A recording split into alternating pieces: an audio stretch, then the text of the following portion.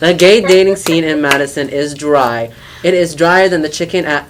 I'm not sure. Hold on. Let's not come for the university this hard. No, they're going to expel. Madison isn't a big town, so don't be surprised when you and your friends might have a few of the same. No, I actually, I understand. Yeah, no, Tinder is...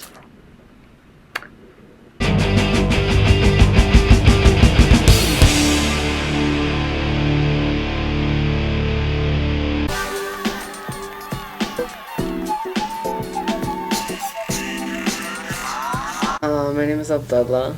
My pronouns are he, him, his.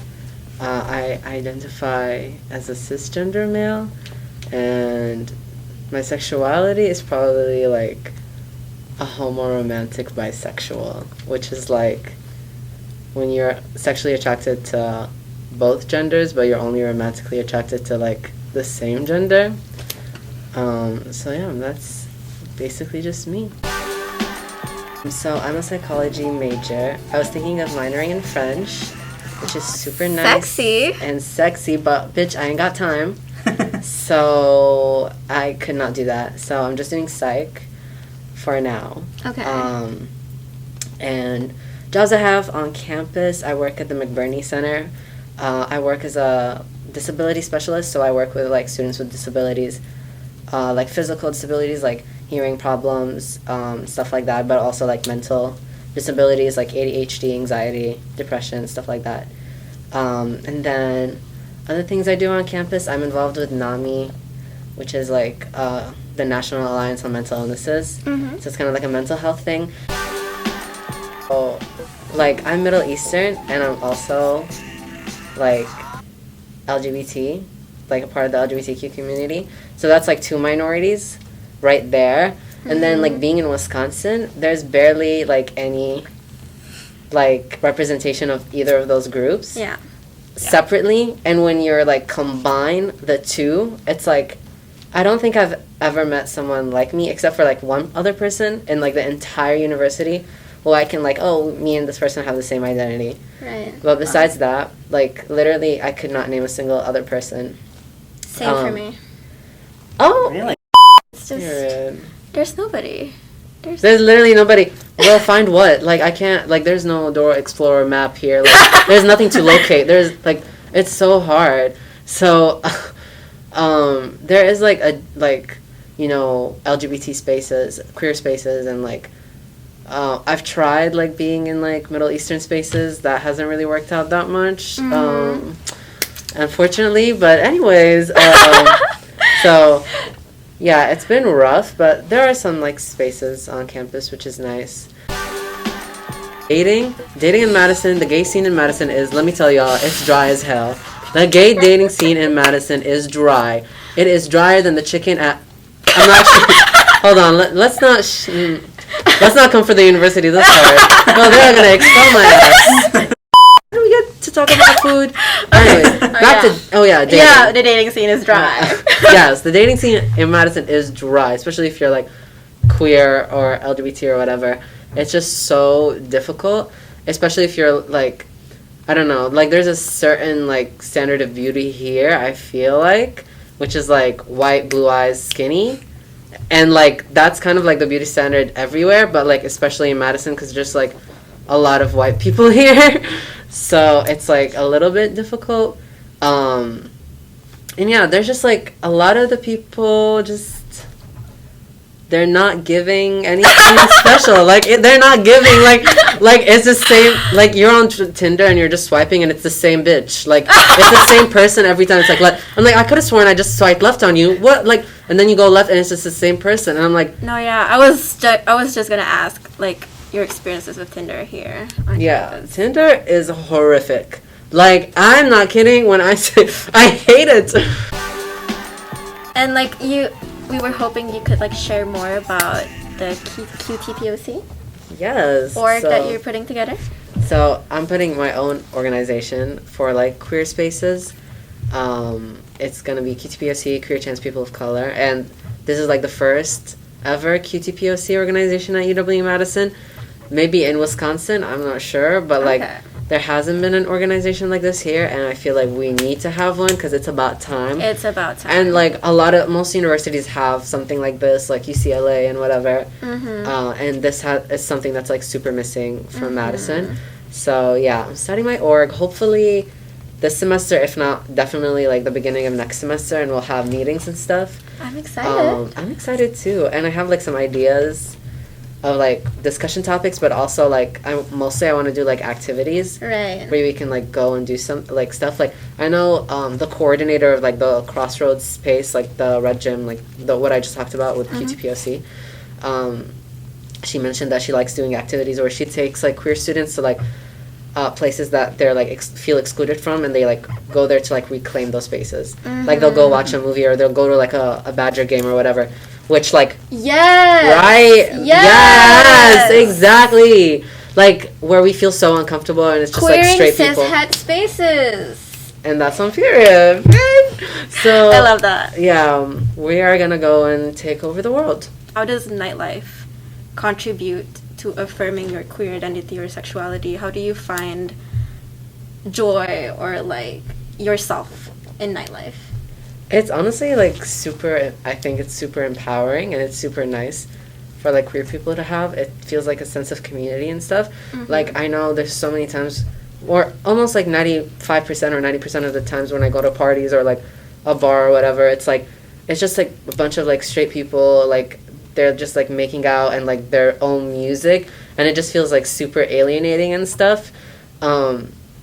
And like I'll always like go to a party and I'll try to find one queer person. Like I'm like trying to like I'm like, girl, there has to be one. Like I'm trying to locate. I'm like, okay, girl, south, west, east. Like I'm trying to map out where the gays are, but like there are none. Yeah. So yeah, like I always like I pray that when I go to a party I can find like one queer person, or like that feeling of happiness when like one queer related song plays, or like what's something like we like listen to in our community, or something that we value, or like whatever, like I don't know, like Ariana Grande, Charlie XCX, Slater, like all that stuff, like but like even like drag queen music. Not that I've ever heard that here, but like you know, if that happened, I'd be like, oh my god. Yeah, that's what queer spaces are and can be. As they should. And even like K-pop, like I know like having parties that like were kind of like queer parties or whatever were honestly the best time. Yeah, that's the thing. Like Madison needs more like accessible queer spaces that are not dominated by people who don't belong to the community. Not saying that we should gatekeep, but like it's like these spaces need to exist. Sometimes queer folks just have to like stay indoors just because there's no space designated for us. It's very unfortunate, and like how we have to like do that to also make other people comfortable. Like, why do I need to act or like dress or behave in a certain way just to like make you comfortable? Like, it's 2021.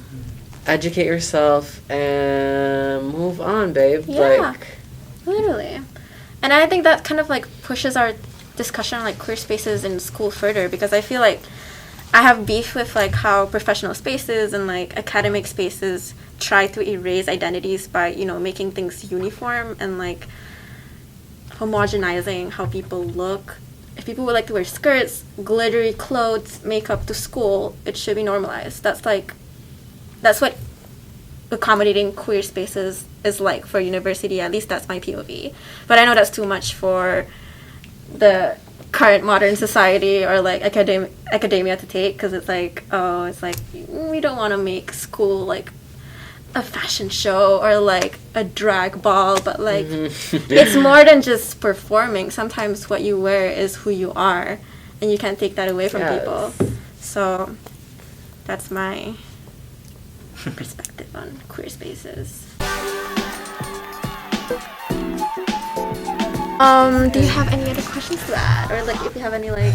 I don't know. I was just kind of like listening to you guys' conversation. It's very interesting, like all the different experiences. Like it's almost like microaggressions in a sense, like because you can't like be yourself, because you can't express yourself in the way you want to. It almost comes across as like how I would think about microaggressions, and like it's just like little bits that just kind of like chip away at like your identity, at your like, personality. And that's just like really hard. No, I appreciate that you acknowledge that, because it's like very hard to kind of like identify it as like a harm Yeah, it's a harm. It's a harm. 100%. Like the culture itself is like stripping you of your culture. Literally. And of your like identity. Yes. And that's like such a bad thing. You're like doing things. You're literally like a founding father for like this QTPOC. Like right? I'm like, girl, I'm literally leaving a legacy. Ooh. Yeah. Hopefully, girl. Yeah. Hopefully it starts. Yes, we will be supporting you. Sopo will be here to welcome your voices. We will be collaborating for sure. Our orgs will be besties, and like we're gonna like ruin the cishet culture in UW. We're literally gonna take over. Yeah, we're literally gonna like we're pushing our queer agenda, like really aggressively. Like 100. This is a warning. Like it's over for y'all. Okay, so hi, as you can tell, I switched to using my webcam because my camera died and my SD card doesn't have enough space. So that's very professional. But I'm still glad we have the webcam that we could use on my laptop. So here today we have Vic. How are you today?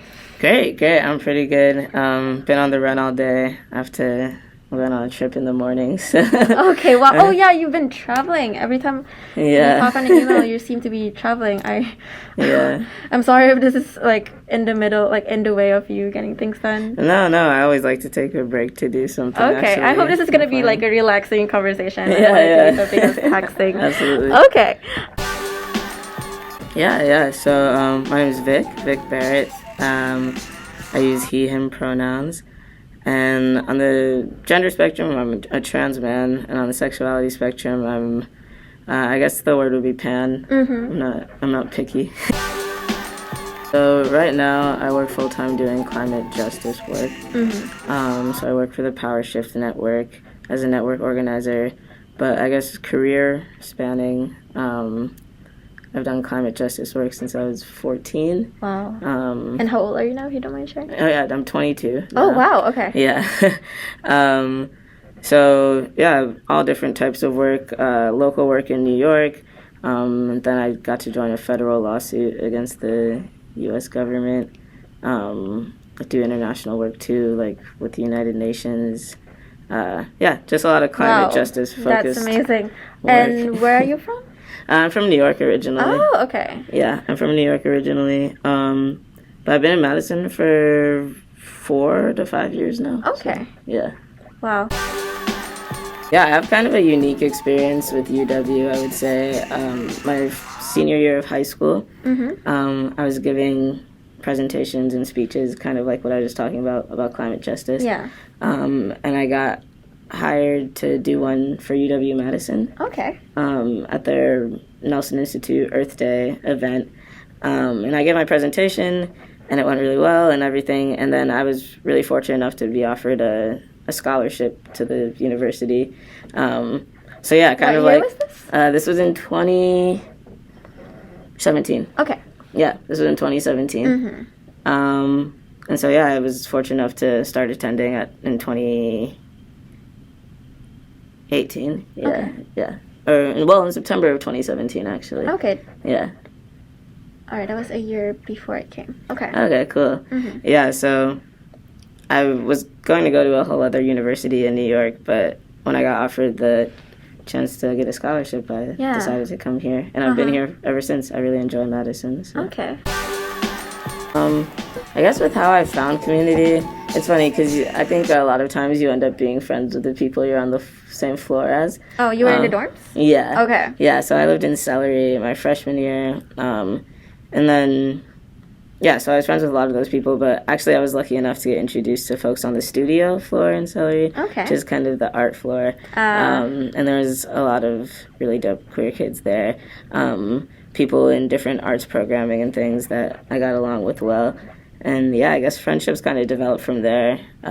It's a few years later now, and I'm still friends with a lot of those people, and they're the people I spend time with. And yeah, so in terms of community, I guess that's kind of what it came down to. And also just that Madison isn't a big town, so don't be surprised when you and your friends might have a few of the same. No, I actually, I understand. Yeah. I've only recently kind of got introduced to the queer scene, if we would like to call it a queer scene. Yeah. And it turns out everybody knows everybody. Yeah, everybody does know everybody. So be prepared for that, I guess. Yeah, it was shocking at first, but at some point I realized that, there's not a lot of people on Tinder. We just be swiping around. Yeah, absolutely. Some people that I matched with on Tinder years ago are my best friends now. Yeah. There's a lot of great people. I make a lot of friends too there as well. Yeah, absolutely. So it's not necessarily a bad thing. I would say social spaces are kind of one of the biggest things. Maybe not facilitated social spaces, I would say. But nights going to the terrace and watching bands, I find a very queer space, or even a little off-campus life. If you're of age, of course, you go to Plaza is a really good place to meet a lot of queer folks, or sort of just going out. There's general places that a lot of the queer kids hang out at, and I think we're part of a generation too where that label is more broad than we realize sometimes. So it's what label? Queer. Oh, okay, queer, yeah. So I think that there's a lot of opportunity there for sure. And honestly, it kind of sucks that in Madison there's not a lot of gay bars or lesbian bars or things like that. But I would also recommend for the summers, there's an event called Dyke Dive that they do at different bars. I've been there. It's great. Yeah, there's an event called Hot Summer Gays that they do. And also, if you tend to follow those events or join Facebook groups like Queer Madison, Wisconsin is a Facebook group you can join. There's also dry events. You don't always have to be at a bar to meet other queer folks. But those are kind of the thanks for sharing all that, because I feel I mean, ideally I would like this video to be accessible to people who are coming, folks who are thinking about coming to Madison. There are spaces. Doesn't seem like there are any, but if you look, you'll find. Oh yeah, absolutely. Oh no, it's kind of the advice nobody really wants to hear, but is very true, and I wish I was reminded of it more when I was younger. But it takes time, honestly. Because even outside of being queer, I know that you're coming to a new city, and on top of that, you're living a queer experience where you maybe already feel isolated in some ways. But it definitely does take time, and the more you put yourself out there in certain ways, the more people you'll be able to meet. But definitely, I remember in those, the first month I got to school, I was looking around and I was like, I'm never gonna meet anybody here. This is not gonna work. What is it? But I don't know, similar energies tend to gravitate towards each other pretty naturally. And so, give it time to kick in and give it time to meet people. Right. And also, 4 years is a long time. So, definitely look forward to the idea of, even if maybe you're a freshman in your first couple months of school, know that eventually you might be a senior or just graduated living in Madison with a whole community around you. And that's very plausible and not a dream. It definitely happens for people. It happens for so many people. Right. And so that would be my advice. I second you on that. Yeah. I'm in my senior year, and I'm really start finding friends that I enjoy spending my time with literally this summer. Yeah, I would say the same thing. I mean, I'm still friends with some of the people I were freshman year, but a lot of the people I'm closest to right now in this moment, my class graduated in May of 2021, and it's October 2021. A lot of the people I've met are people that I met just in the beginning of this year and are my closest friends now. Right. That I've always been somewhat adjacent to, but that's how social life works. Yeah, a lot can change. And it does take some patience and not giving up. Absolutely. Yeah, and hopefully if you could manage to find some resources or spaces like GSCC, you could meet some really great people. Yeah. And you meet people through meeting people. And I feel it just starts from there. So yeah.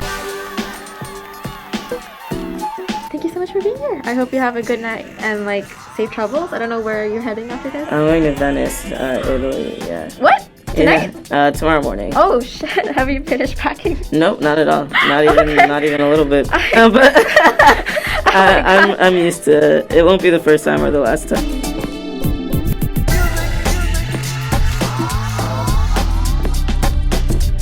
All right, yes. My name is Erin. I use she, her pronouns. I am a junior here, and I study political science and Spanish. I'm from Wisconsin. Which part? I'm from Lake Geneva.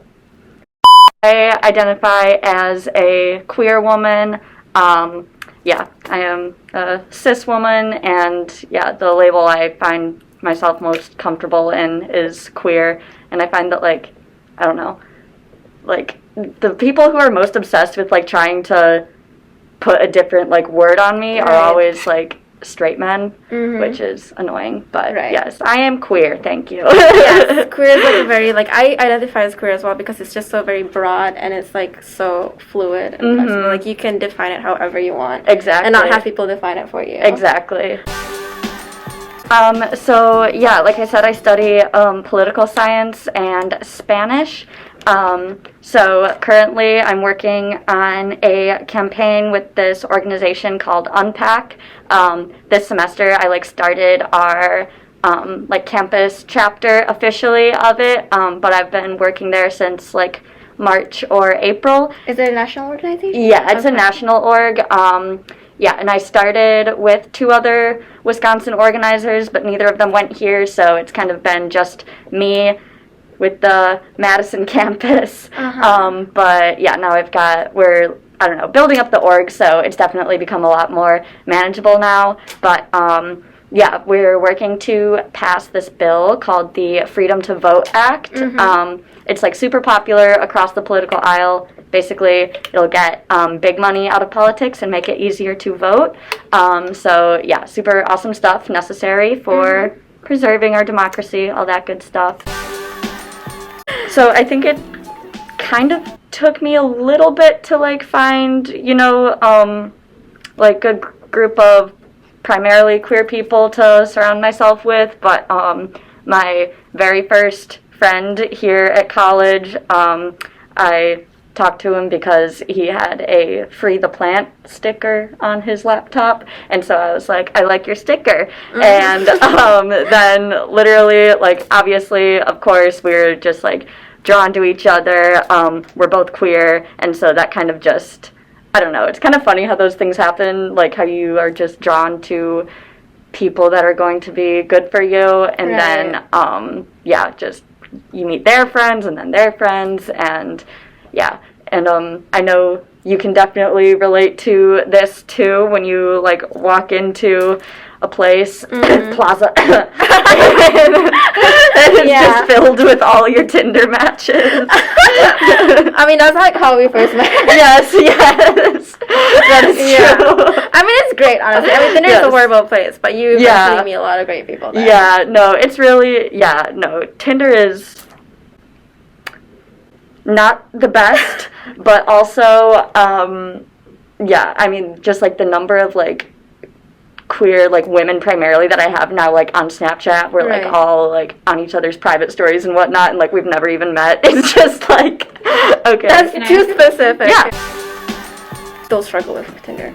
Yeah, and I can only do that if I meet somebody in person. Exactly. Yeah, and then you go and try to meet somebody in person, maybe try to go to a space that's primarily queer or queer centered, right? And it can still be so difficult there, especially when I don't want to be gatekeepy, right? But you can go ahead. I will probably agree with whatever you have to say right now. But. Yeah, but just there's too many straight people there, and they it's fine, but there's just too many spaces already existing for people who are not queer. Yes. Obviously I don't know what it's like to be going out as a straight person, but from my experiences, the vast majority of the time, I'm just super uncomfortable the whole time. Yeah. And so when I am able to find a space that feels I can just be okay, more comfortable here, let my guard down a little bit. and especially. Have you ever felt unwelcome on campus as a queer student? And Have especially. you ever felt unwelcome on campus as a queer student? Yeah, most definitely. Like. Can you provide maybe a possible example that you feel comfortable with? Yeah. So again, it's like, I don't know. So, for example, we'll go with like a lot of times I feel like my physical appearance, like I just feel like I present very queer, and so people can just kind of tell. You're talking about a lot about your anxieties of being queer, and it's something that I share too as well. Like, it's kind of like, it's so nice to hear it coming from you, because I felt like, oh, maybe it's just me. Yeah, maybe, no, right? Maybe I'm just like being a freak. Maybe I'm just like over dramatic about it. Like, queer people are not as oppressed or like not as excluded on campus, and I should be feeling more comfortable than I do right now. But to hear that actually this is like a collective kind of like anxiety that most queer folks face on campus, that is supposedly diverse and like supportive of people of diverse gender and sexualities, seems like it's not. Yeah, exactly. Like you can't that makes me feel a lot better too, that like you and another person or people have expressed these same things, because I do the same thing. You're aware that you're very queer presenting, and like you dress very boldly, you color your hair, which I feel like from my perspective is like, you're beautiful, like you're serving, you're slaying, and like people should not be hating. And then like I feel like, okay, most days in school I also tried to present myself as queer as possible, to kind of like assert like my existence, like, okay, I'm a gender nonconforming queer person, and I'm on top of that, I'm not white, I'm not from America, and I'm here. And I don't care if people be looking at me when I walk down, like, down, like, Bascom Hill or, like, Library Mall, because, like, people will be looking because they're like, oh, that person looks different. But I'm like, it's still very hard. Like, as much as I have a lot of confidence, I still kind of, like, at the back of my mind, it's like, people be thinking things. Yeah. People be thinking things. Yeah, and I don't know what they be thinking. So I'm like, I feel you. I don't know, like, how do you feel so far about the conversation we had? Do you think this is something we should have more in the future, this conversation around queer experiences? Because we're always here to record episodes, and I feel like if this is something we should do more, or like if there are any other topics we should bring up. Yeah, no, I definitely think, I'm like so, like, thank you so much for having me. But yeah, I would definitely like to hear more, like, Black queer people's experiences, other queer people of color's experiences. Yes. Because, again, my experience has been incredibly privileged, and, it doesn't take away, the difficulties I've faced, but, there's so many more queer issues that, like, I'm sure I have no idea even exist on campus. So, I would love to hear some more perspectives about this, and you will. You'll be on the lookout for this episode release next Wednesday, actually. Yay! We have, like, 2 other excellent guests, which you will love to hear from. So thank you so much for being part of this. Thank you for Micah for being in the background. If you heard somebody speaking in the background, it's Micah. Thank you so much for adding to the conversation, asking us really good questions. So thank you so much for being part of this episode. Yes, thank you guys.